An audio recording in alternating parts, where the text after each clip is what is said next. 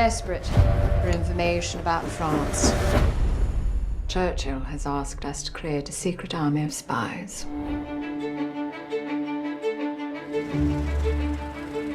This is a rudimentary operation. Women will be more inconspicuous. Make sure they're pretty.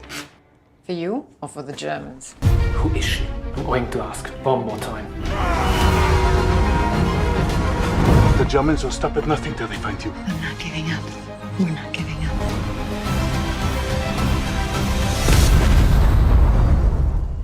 Changes the course of the future. Sarah, Jeff in Las Vegas, hello. Hello, how are you? I'm doing great. Thank you so much for talking to me about A Call to Spy.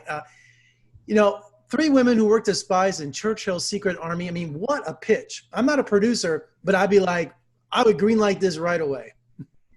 Amazing. I love that. Yeah. And when I uncovered these stories and then realized a movie had never been made about these women, I said, sign me up.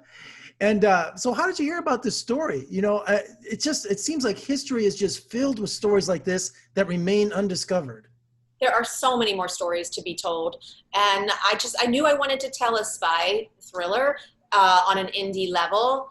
And I knew I wanted it to be about dangerous women who made a difference, but who also were like, you see them the day in and day out of their job, as opposed to like the romance James Bond, which I love, but is a different thing. And so when I came across these women in Churchill's secret army that fought for freedom, they seemed like the right ladies to focus on. And you also sought out Hall's surviving relatives. I mean, what a wealth of information that must have been for you. It was amazing speaking with her living relatives to understand better her spirit, because she didn't give any interviews, she didn't talk about the war to other people. So her family would be able to give me little tidbits like, she wore a snake bracelet to school, she loved drama, all these little pieces that help you form a character that was real. And sometimes the family will give little artifacts. Did you wear a piece of her clothing or a bracelet or anything? Or I did not, but they did send over family photos and artifacts of her travel life in Europe, like a belt, a this or that. And I print everything out and I post it on my fridge wherever I am on set. So I wake up and there's Virginia Hall everywhere in the room. Well, it's exciting for an actor to play and draw upon real life situations, especially World War II. The costumes, the language, the danger element of risking their lives, a wooden leg to boot. So when you're on set or when you're on location, you are in the 1940s, aren't you? Totally. And we had a great production designer, Kim Jennings, costume designer, Vanessa Porter, and everyone created this world. When you go on set and you see these Nazi flags and Nazi trucks, you're there automatically. And it's scary to think that fascism didn't die in the 40s, did it? No.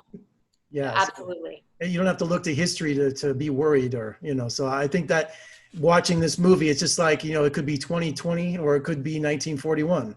It's an incredibly timely film, I think, and the message I hope people take away is the power of the individual and how you as an individual can, quote unquote, resist or make change or do what's important to you, but it does make a difference, because these women were, quote unquote, ordinary citizens, but they actually weren't, and they became extraordinary heroes. And you wrote and produced this film and you took the lead role. Did you have to fight to be starring in your own film, or did it just come, they said, yes, you can? They said, it was me. I asked me. I said, do you? I said yes. So I was lucky. I wrote the film and I felt very connected to Virginia through the research over years. So I felt connected and in a position to hopefully do her justice on screen. And tell me about filming in Philadelphia and Budapest, right? Yeah, we filmed in Philly and Budapest. We filmed in Philly for kind of the London surrounding suburbs. The British came over to Philadelphia, so there's a lot of historic stuff there that's appropriate to London, indie filmmaking. And we shot most of France and kind of Paris in Budapest with a female-led team, Pioneer Pictures. It was incredible. And I'm sure you watched every penny, because shooting a historical drama, it's got to be one of the most expensive forms of filmmaking there is.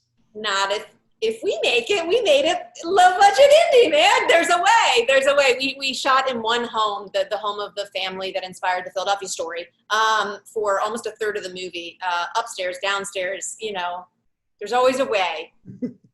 And finally today, tell me about the world premiere at the Edinburgh Film Festival, that experience, and it coincided with the 75th anniversary of D-Day?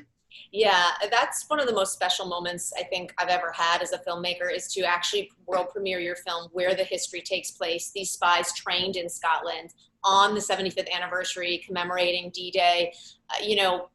There's just no better place to open this film than where the history takes place. Sarah, what an amazing story, amazing accomplishment. I loved it. I mean, I love these kind of movies, and congratulations. And when you have a chance, come visit us in Las Vegas. We'd love to have you. I love Las Vegas, definitely.